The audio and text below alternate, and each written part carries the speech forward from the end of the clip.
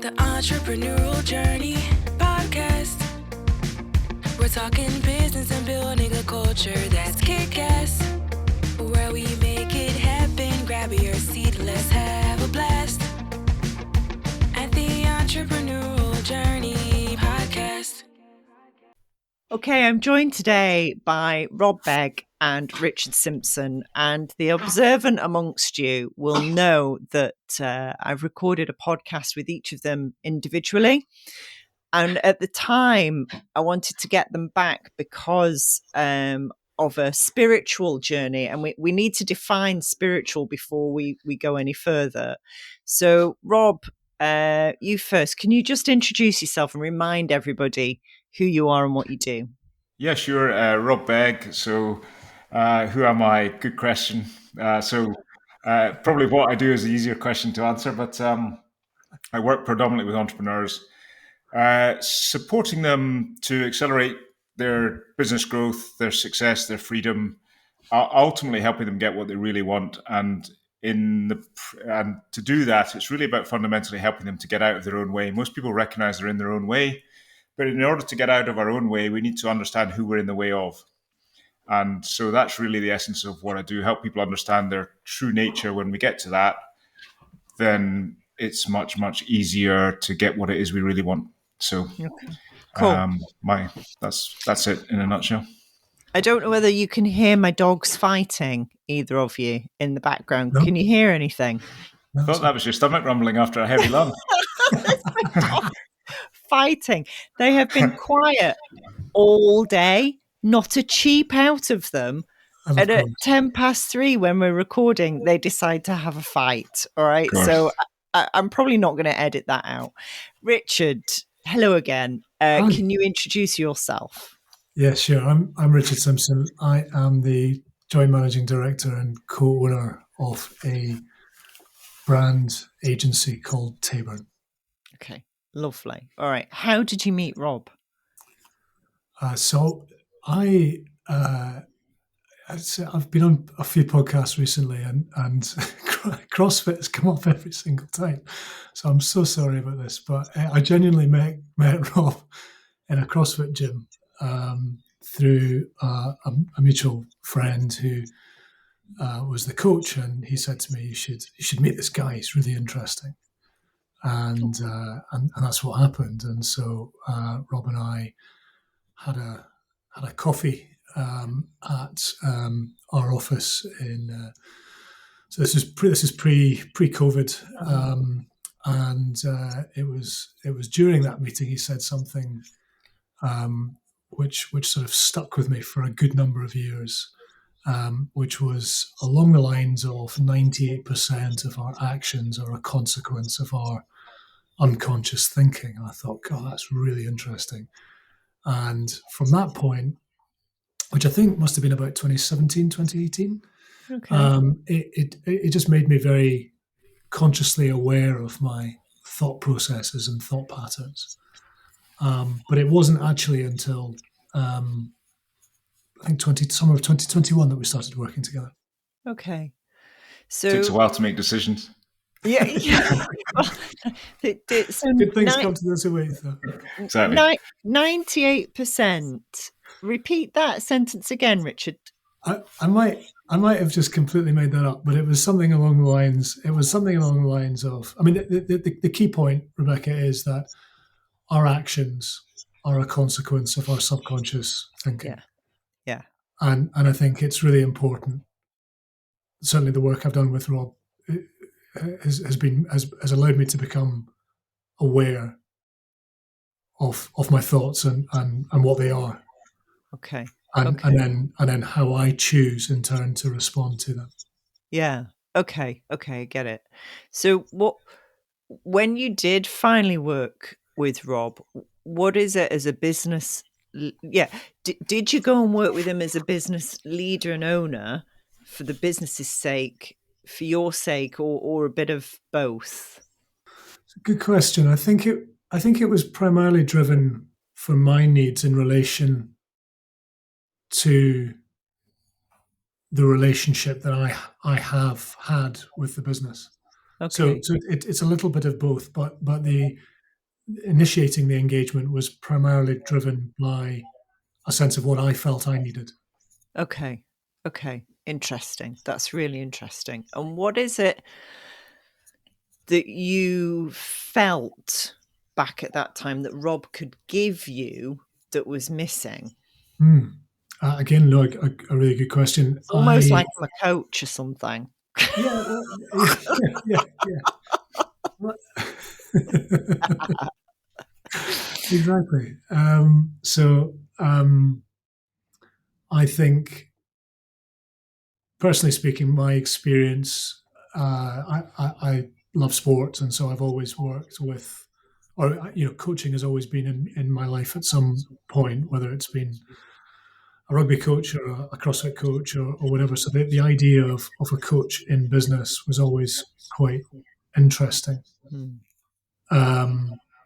And so I sort of got the idea um, of the value of that as a sort of a sounding board. I think at that point I was looking for a mindset shift, Okay. because I think, having experienced a year of the pandemic where we'd made some changes to the business, and it had quite a negative effect on my outlook and my energy, um, and so it was wanting to try and rediscover a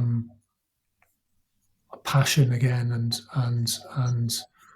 um, a sort of a sense of reconnecting with the business again. That led me to that point. Okay. Okay. And Rob, when Richard came to you, what did you see in him? Because I know you don't accept all clients, and kind of clients have to almost be ready for what you do. What did you see in him that you thought, "Oh, right, okay, we could do some good work here"? That's a great question. So I think the key ingredient in terms of those I work with is, or the common denominator is a willingness to take responsibility. Okay. And that sounds like a bit of a throwaway statement, given that most entrepreneurs would say that they take responsibility and all the rest of it. But really, it's about understanding that we're always only ever seeing a mirror of our own awareness. There's never anyone to blame other than ourselves. There's never anyone to blame for our circumstances. We need to look to ourselves. It's always coming from us. We experience the evidence of what we tune our awareness to. Mm-hmm. So if we're not prepared to accept that, we don't have to accept it initially, but if we're not prepared to even explore that, then we render ourselves, if you like, powerless. We disempower ourselves when it comes to creating change. It's very easy to go saying, well, actually, if it wasn't for X, Y, and Z, the economy, politicians, the bank, my wife, my husband, my employer, it's very easy to point the finger. But for as long as we're pointing the finger, we're not enabling or empowering ourselves to create the change, nor are we able to really see the truth that actually everything that appears to be an external circumstance is actually a mirror of our own consciousness. We get what we tune our awareness into, whether we accept that or not. So the short answer to your question is a willingness to take responsibility. Great. And Richard had that in spades. And it's not about beating ourselves up. It's very easy to do that too. To go to the other end of the spectrum and blame ourselves and say, "Oh, I'm not good enough and I'm not worthy enough," and all that stuff. And that's not what it's about. Yeah. Yeah. Having met Richard, I can see, well, perhaps met the Richard post Rob work. I don't know whether I'd have seen the same in him pre Rob work. Who knows? Just the old guy, he was a piece of work.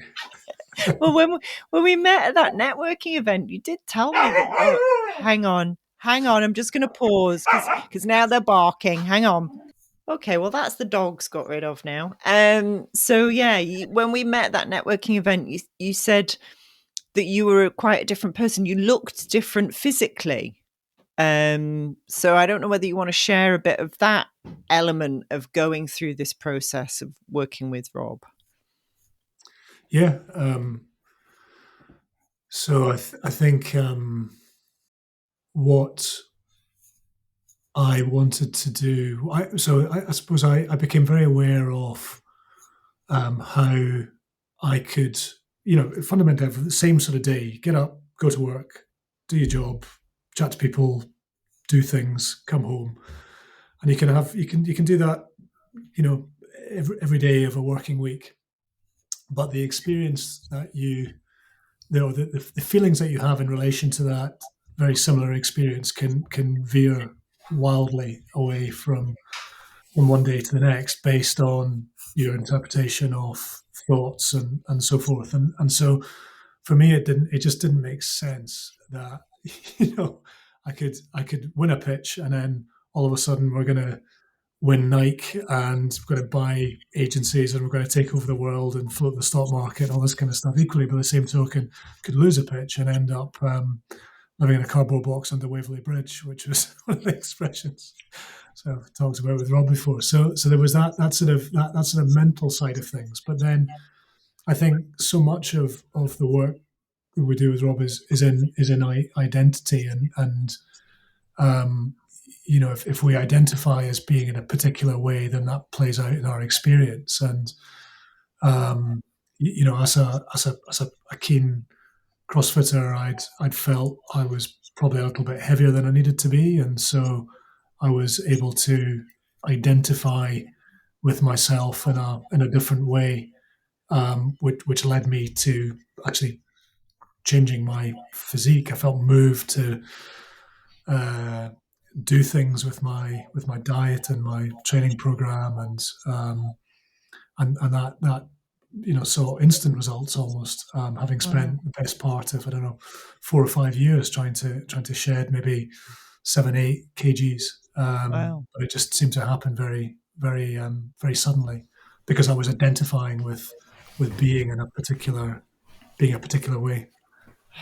That's fascinating. So there's an emotional, physiological, and physical outcome here. And Rob, we before the podcast, you said, look, define spiritual journey, because this is the Entrepreneurial Journey podcast, and I wanted to talk to you two about more of a spiritual journey. So what is your definition of that spiritual journey that you do appear to take business leaders through? Um, yeah, I slightly shy away from the journey term, although it is a Okay. journey, it's also not a journey.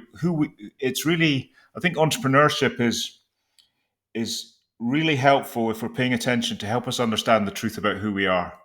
Okay. Because we go on a journey of shifting. We start out in business and we identify as somebody who is in startup, and then several years later we might be owning a business that's turning over 10 million, 20 million, half a million. It doesn't really matter, but we're it's a journey if we're paying attention to realize that actually we're always experiencing the outcome of what we're tuning our consciousness to and what we're identified with. And so therefore, if we really understand that, we say, well, what is it that I desire? And if I tune my identity into that, I get to have the experience of it. So I can't be anything outside of myself. I must be something more, something greater than anything that's in my experience.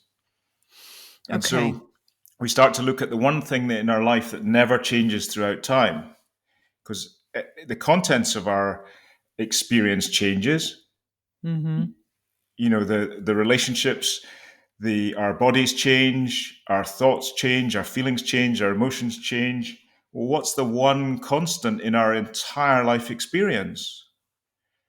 Well, the awareness that's looking back at us from the mirror.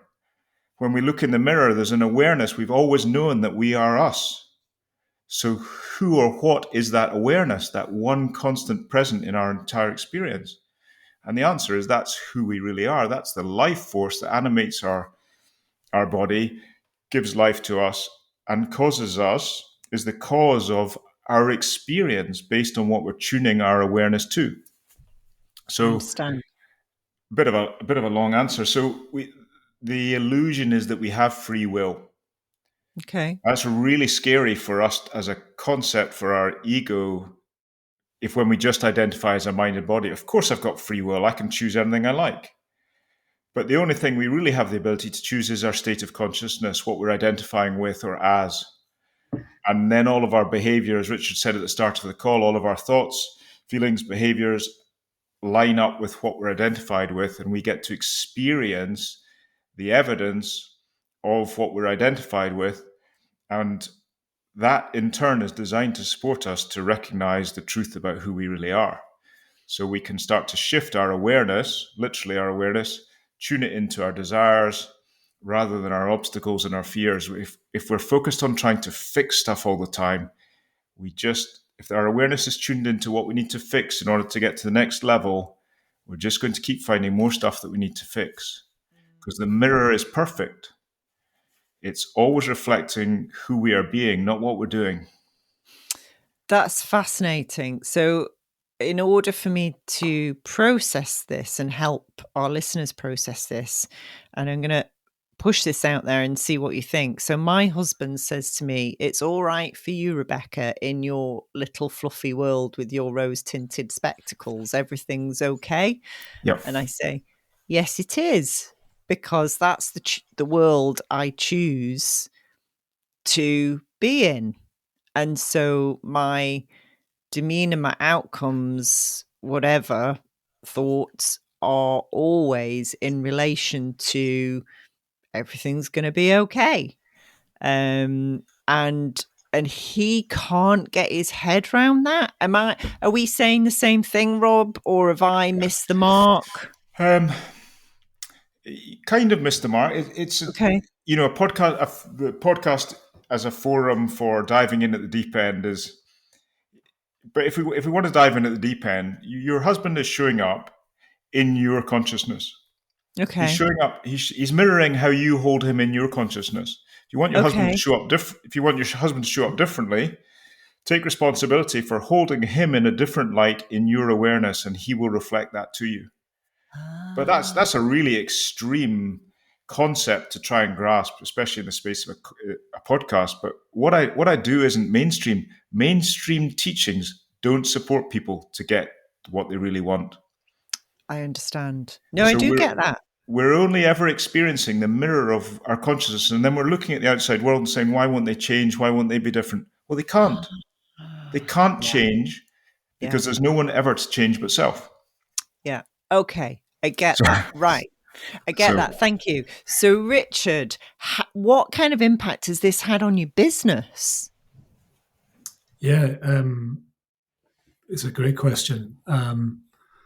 It's had a huge impact in terms of the relationship that I've had with the business, because to Rob's earlier point, I suddenly became aware of a mindset of always needing to fix stuff.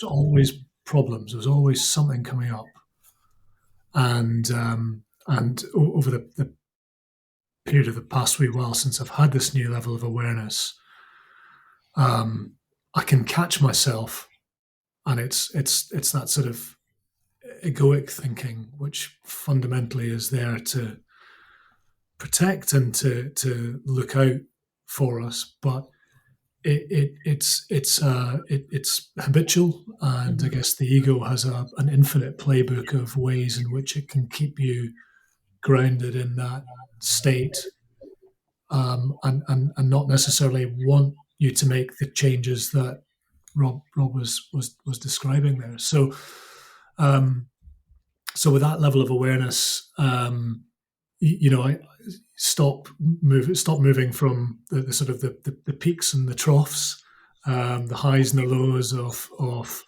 income and winning and profit and performance and all these things, into a much more sort of balanced, steady state, and also reconnecting with positive assumptions around the business. So I'm in the incredibly fortunate position that it's been around for a very long time in relative to our industry, with an excellent reputation. And so by tuning into these assumptions and recognizing that when things come up that a previous version of myself would have perceived to have been issues, actually they're opportunities for self-inquiry. Well, why am I thinking that? Why am I feeling that? Why am I experiencing this? And it's an opportunity to change. So it's really helped repair in some ways a relationship between myself and the business that was becoming potentially quite damaged as a result of the real roller coaster highs and lows and emotions. Wow. Which were just a reflection of your internal state. Exactly. Yes. So instead of blaming everyone else, I just take responsibility for it myself because it's all my creation. So, that's absolutely fascinating. And how have other people around you reacted? And I almost daren't ask that question after what Rob just said, to be honest. But they'll love me. They'll think I'm amazing. What have you observed about the people around you? Joking aside, I mean,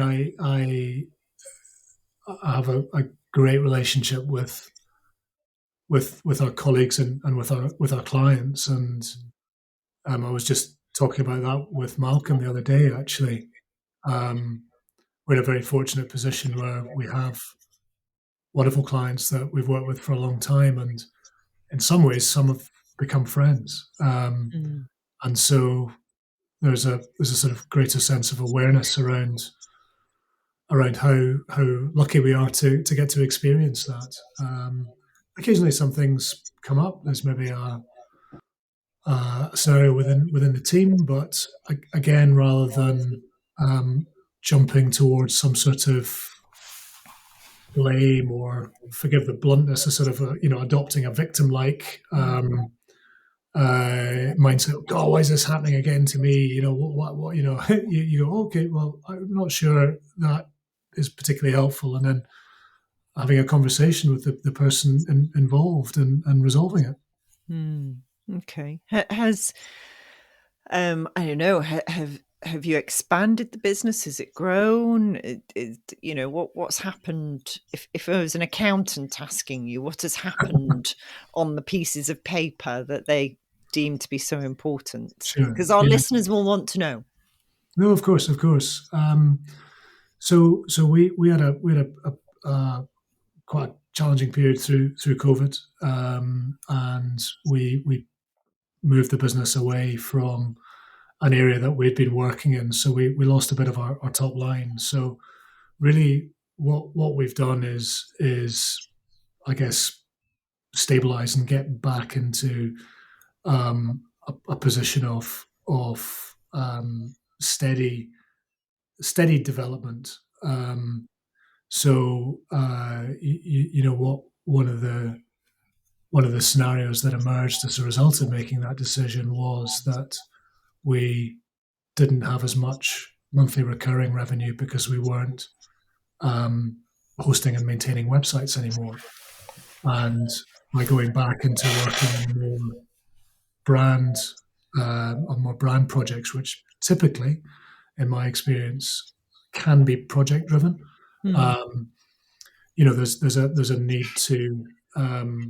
There's a need to win more projects. Now, I had a bit of a difficult spell actually in October where it looked like things were challenging financially actually.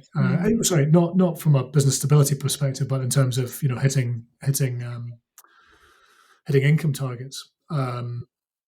And so I spoke with Rob about it, and I don't mind sharing. We discussed, well, what are the assumptions that I hold true, and I wrote them down. Longevity, reputation, stability, quality of work, talented people, quality of client, that sort of thing.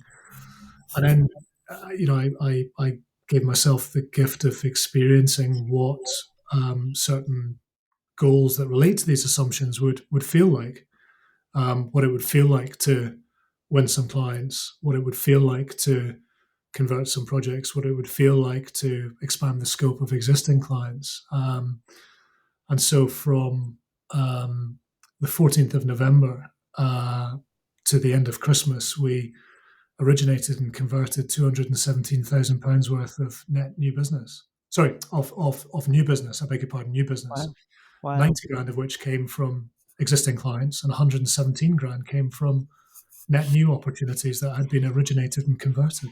Fabulous. That's fantastic. So I mean, the previous performance was a result of previous stories I was telling about myself coming up. Oh, right, we don't have recurring revenue. We're back in the project game. We need to win new business, and it became a sort of a sense of resistance and a tension, and I guess these old stories then created that experience.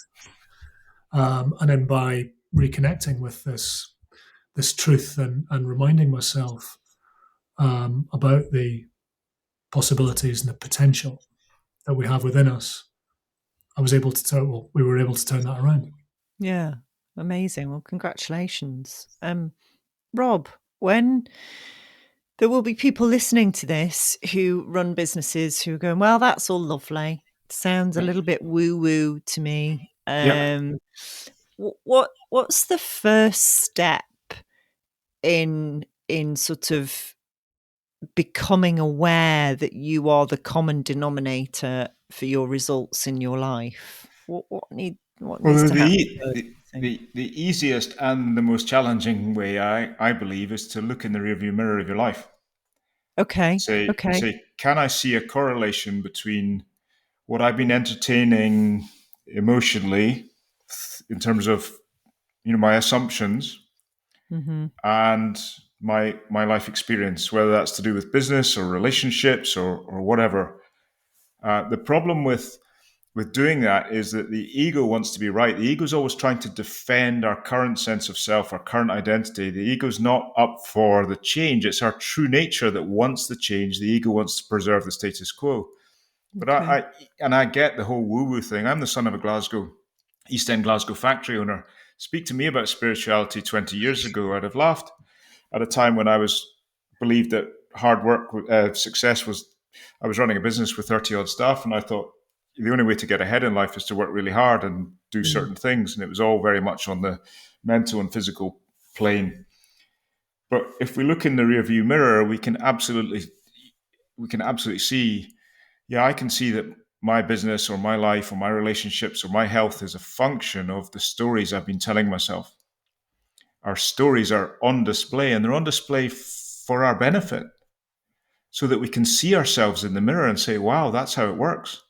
So when I make the change within, if I leave the world alone and make the change within, the world reflects it to me. We can't want abundance. We can't experience abundance in the outside world or in our bank account from coming at it from scarcity. Wanting and having are not the same thing. You can't want it and have it. You've got to move from the wanting to the internal having in order to experience it in the world, because the world's just a mirror. So just look in the rearview mirror is the easiest way. I like that expression. Yeah. But don't use, and the problem, certainly one of the wake up calls for me was the realization of the degree to which I'd been running my whole life, trying to drive my future using the rearview mirror. Because we're always living in the past. Like our physical world, our this month's sales, our current results are a reflection of what we've been bringing life to internally. So if we use those to drive our decisions, our physical world and our thoughts and feelings about our physical, if we use those as the basis for our decision making, we're driving the car using rear view mirror. Now, we might get somewhere over time, Mm-hmm. but there's going to be a lot more. You ever try to drive a car in reverse at speed? No, thank You're you. going to have a few more speed wobbles. Whereas what we need to learn to do is say, well, what if this is my current experience, and I use that to establish my preferences, what do I desire, and give our heart to that in the present moment. Because nobody's ever experienced the past or the future. That, again, a really weird concept to grasp, but it's always been now. We have memories of the past and we imagine the future, but they only exist in one place, in our mind. Okay, so say a business owner, leader has looked in the rearview mirror of their life and they've gone, hang on a minute, I'm the common denominator here. There are Yep. themes that pop up and it's always me in the middle of it all. Yep. And I come back to Richard on this actually. Was it a little bit scary at first? Was it exciting? What were the feelings initially when you started on this? Not at all. I think I don't know whether this is a limiting belief or not about myself, but my experience is that I put everything I have into anything I do, and so when I committed to working with Rob and he committed to working with me, I swallowed the book, and actually the results were instant. I mean, it was pretty pretty mind bending at points, and I was guilty of being really quite evangelical. I would get on my soapbox and start broadcasting to anyone who would listen, and I mean within that first 6 months, the business was flying. I mean, we won about it must have been about 500,000 in new business that year. Wow. And it was really there was a sense of lightness that I felt. I remember the day at which I said, I need to do something, I need to change. I would come off a board meeting, it'd been quite tough. And I was grey and tired. And my wife said, why don't you just go out for a walk? So I went for a walk. And I live in the country, I live in a converted farmsteading in the middle of nowhere. And they were spreading muck in the field.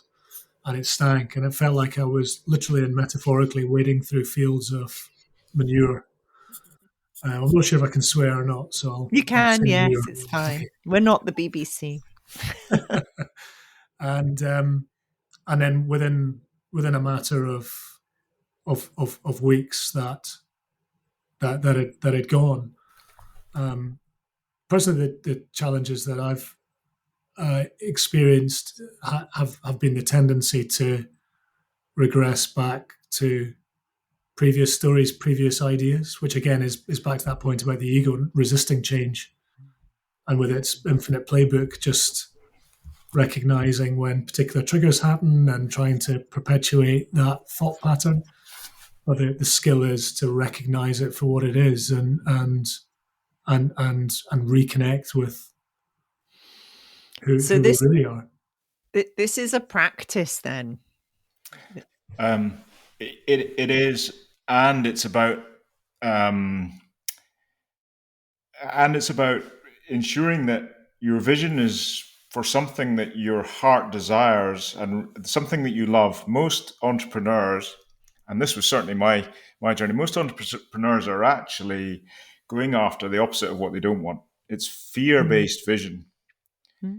And when we're pursuing something which is basically something to try and prove to be safe, secure, approved, worthy, good enough, loved, all of that stuff, coming from one core belief, the belief that we are separate and that we're just a mind and body. But most entrepreneurs are trying to prove themselves in the world in one way, shape, or form. It might be largely unconscious. And when we're doing that, rather than pursuing something out of love, our identity will seek to preserve itself. Our ego, that's when our ego is at its strongest. Although ego itself is just a belief, that's all it is. It's the one core belief. That's all it is. It doesn't hold any power when we see it for what it is.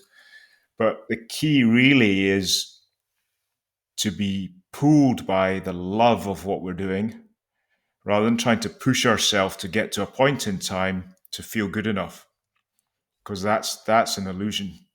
We're never going to feel good enough on the back of achieving something.